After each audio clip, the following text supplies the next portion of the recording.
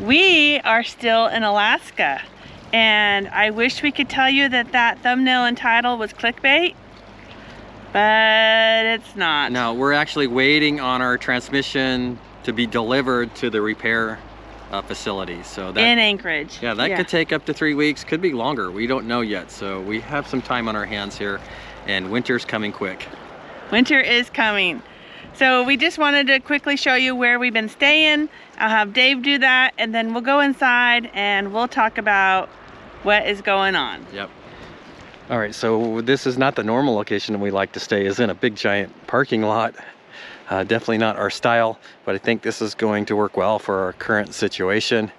So this is late September and the off season for this area. The visitor center that we are right next to is closed.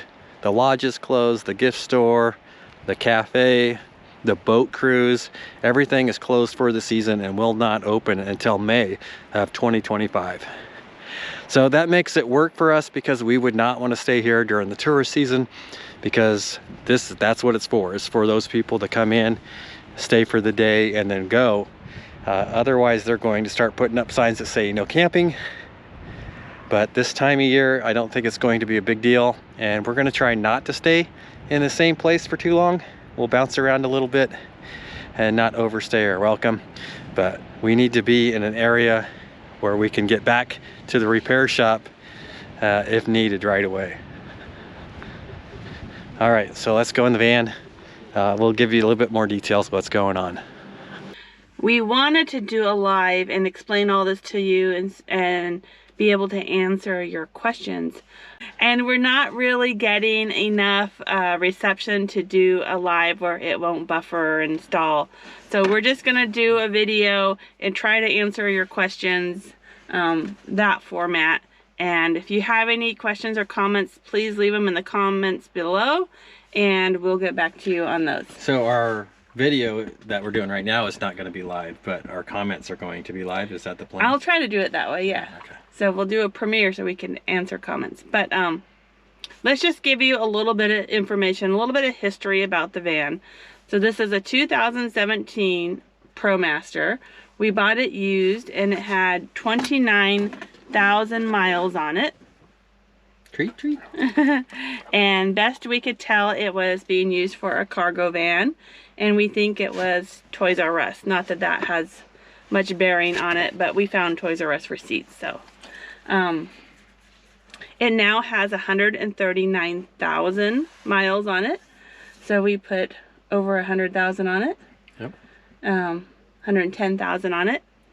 And where Rudel is sitting right now, we designed this center seat thing over the squishy step for him. That was the whole purpose. And I think it was maybe the first month we were on the road. Yeah, it was pretty new. We were in Reno, and this is one of the things you never forget. We had just pulled out onto the street. We're going 20, 25 miles an hour, and Rudel hit the gear shift and knocked us straight from drive into reverse. Yeah, killed the motor, stopped the vehicle right in the traffic lane. Cars swerved around us. Yeah. Luckily we weren't going very fast and everybody missed us, and the car started and the transmission seemed fine, and we continued on our journey. And that was in 2019. But I think that might have been the beginning of the demise of our transmission. It didn't help any. And so a little bit about the transmission maintenance we've done. We did a transmission fluid change and filter change at 80,000. I think it's supposed to be done at 60,000. Yep. And the mechanic at that time said that there was a lot of metal on the magnet. No, we saw it. We got a picture of it somewhere. It was covered in metal.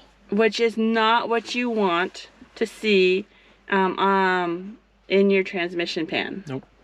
So, but we didn't notice really any problems. We didn't feel any slippage, no vibration. So we just knew that, okay, it's still working. And then we continued on our journey.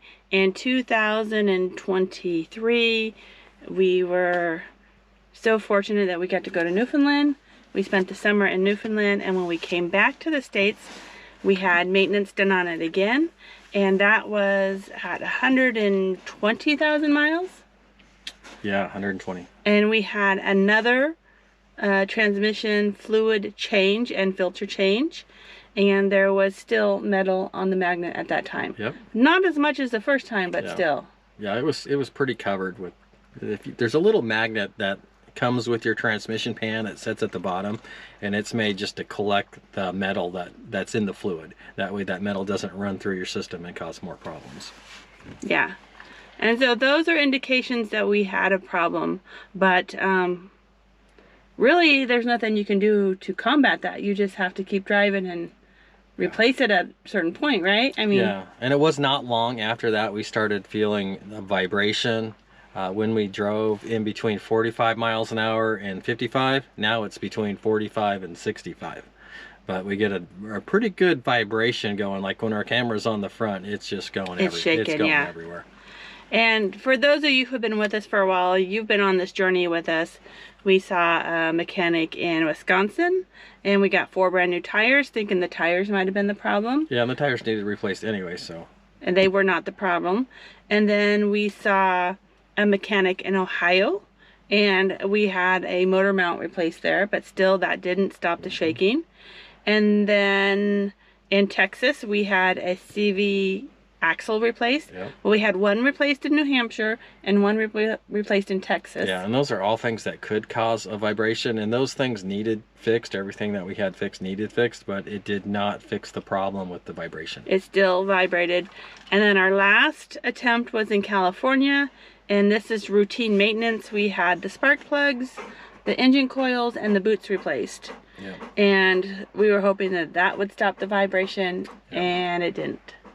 And the one mechanic in Wisconsin said, I think it could be the torque converter in your transmission.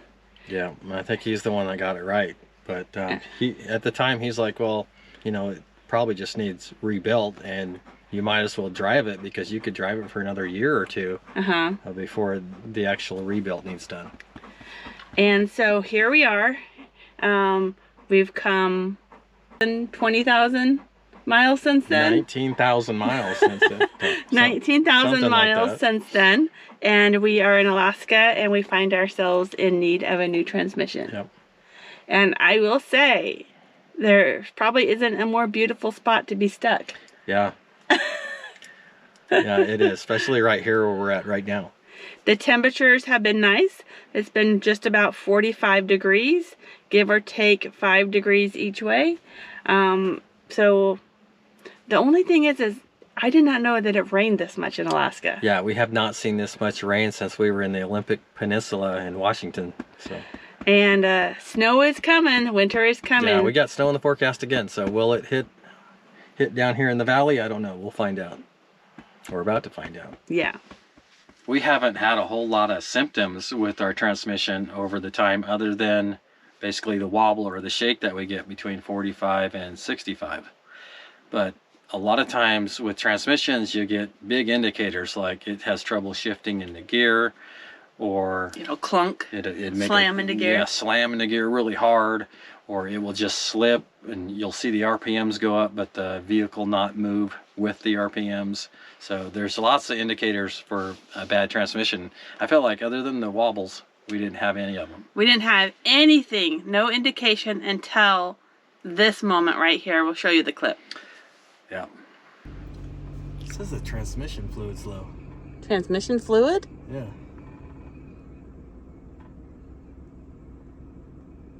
Oh. We do have a drain on our transmission pan now. It says, well, it doesn't say the fluid's low. It says the pressure's low.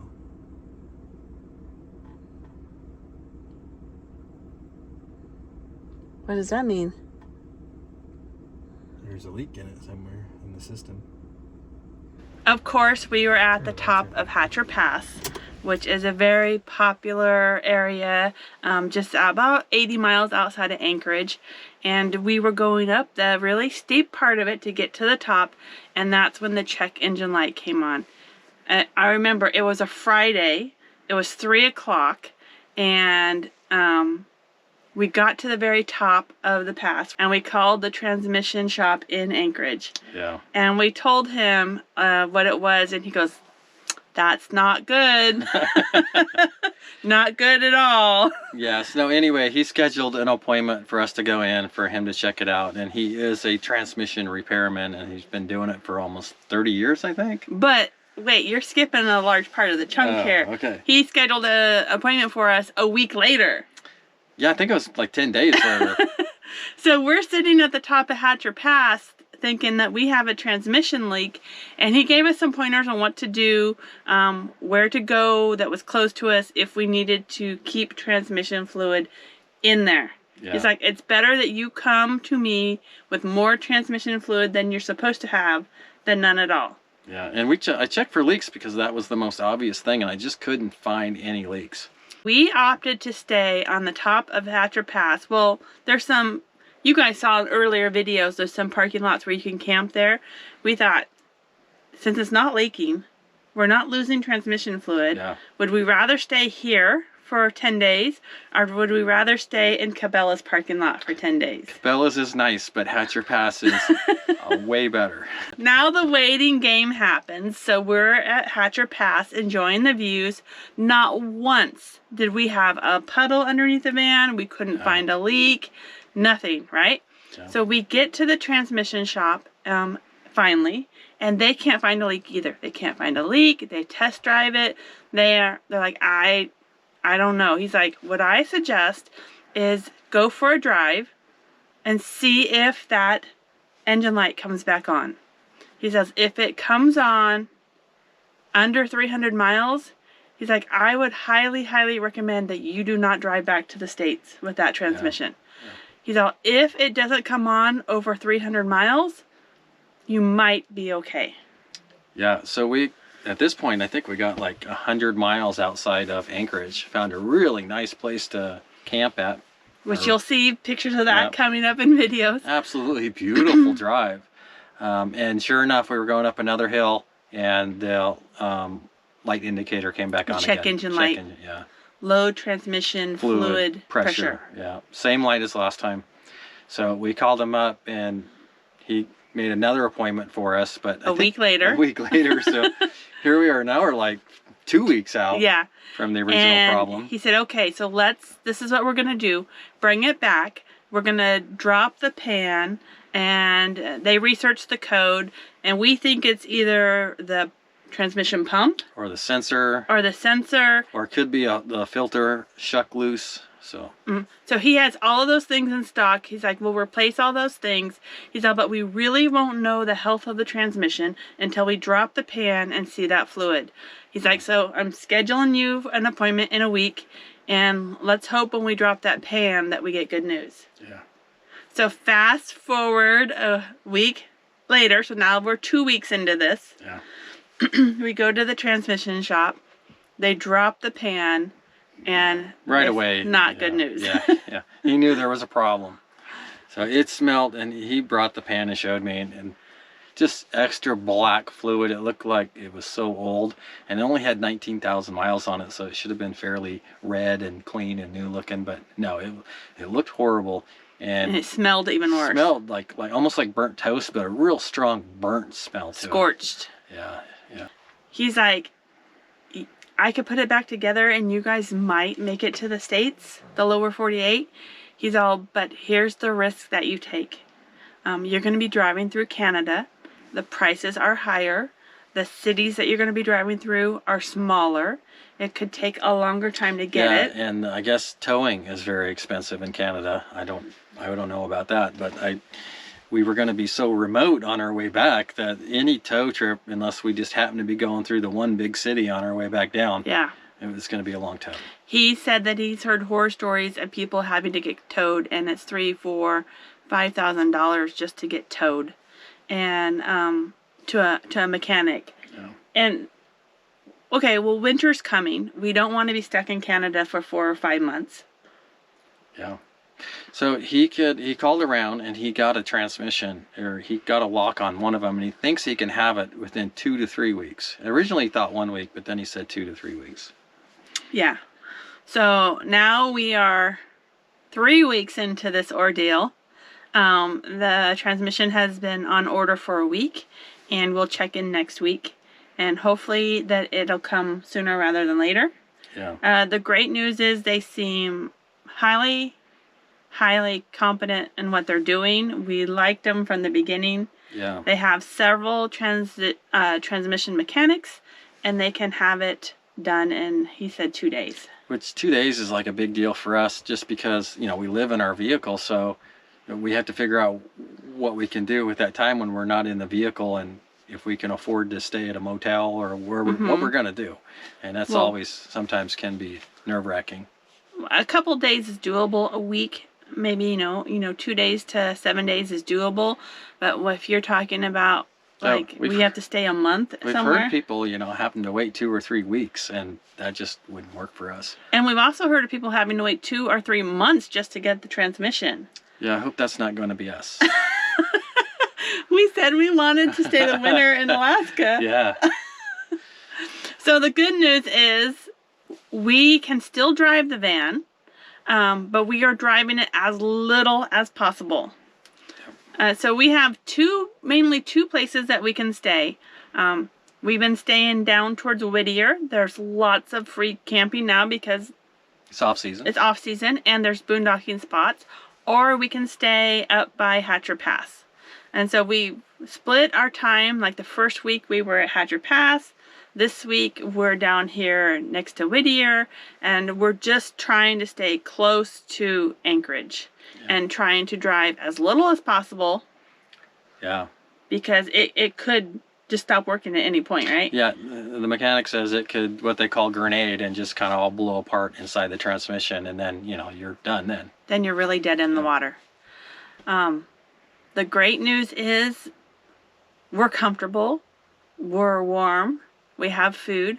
We're a little bit inconvenienced because, well, we don't like sitting still. Yeah, that's one of the worst things about it. Yeah. But if that's the worst thing about this whole thing, I guess we should take it, right? Yeah. Yeah, well, of course, the cost, but... Well, okay, the cost. That's the worst thing. That is the worst thing. So we're not said and done yet, but we were quoted around, we figure once it gets here, around $8,000. So that is a huge hit.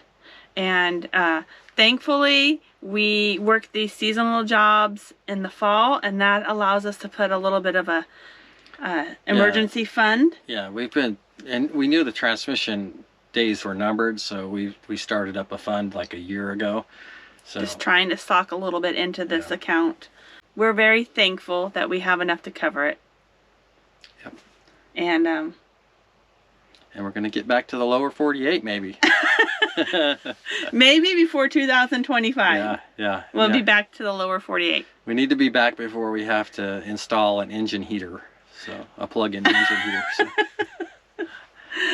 So that is the whole story of our transmission woes. Now, I know there's going to be haters out there who say that the ProMasters are pieces of garbage and you shouldn't buy them. And I will agree that the ProMaster transmissions are a weak point. We all know that. Yeah. If we can give any tips or tricks after we have this done from the mechanic, we'll pass that information along to you. He did already give us one very big tip that we need to fix, and we'll show you that later. We'll talk to him about that more and get more information for you. But it's something that you would not think that would affect your transmission. Yeah. So anything that we learn, we'll pass along to you. We love our ProMaster. Yeah. We would buy it again. And a lot of vehicles have their own individual problems. I think it's just a matter of trying to save money for repairs and just don't go completely unprepared, because then you really are gonna get stranded. Yeah. Never thought that we would be in Alaska waiting for a transmission. No, but I guess one thing I could say is that a lot of people said, well, don't go to Alaska with a bad transmission, because we knew we had a problem already. But wherever we're at is kind of our home, so one place doesn't make a huge amount of difference than another, I guess. And we did kind of prepare coming up. We came up with a caravan. So if we had any issues, we would have help. And wouldn't you know, nothing happened until they all left. Yeah. Well, at least we were never like dead in the water and had to get towed. So. That's true. Not yet. And I would much rather be in Alaska than, I love Arizona, but 90 degrees, 100 degrees would just kill us. If we got stuck in Arizona and had to stay the summer there, that would be really tough. The heat. I don't do so well in the heat. Yeah, we couldn't stay in the van. Rudel wouldn't do well either. Yeah. So we're comfortable, we're happy, we're just playing the waiting game, which we're not very good at. Yeah. We're trying not to drive unless it's absolutely necessary, which is very hard because you're used to driving anywhere you want and exploring. Yeah, it's hard not to explore when you got it in your blood. So hopefully within the next week or two, we will be new transmission and on the road again. Yep. Thank you so much for coming along on the journey, and leave your comments below. We'll catch you next video.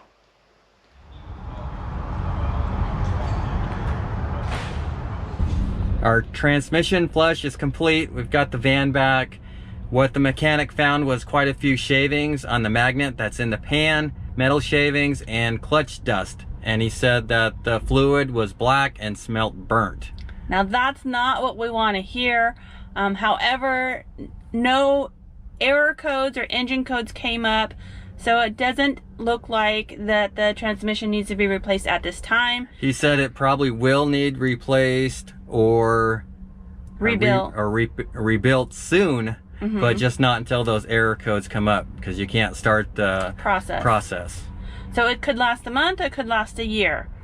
We'll deal with that when the time comes. Yep.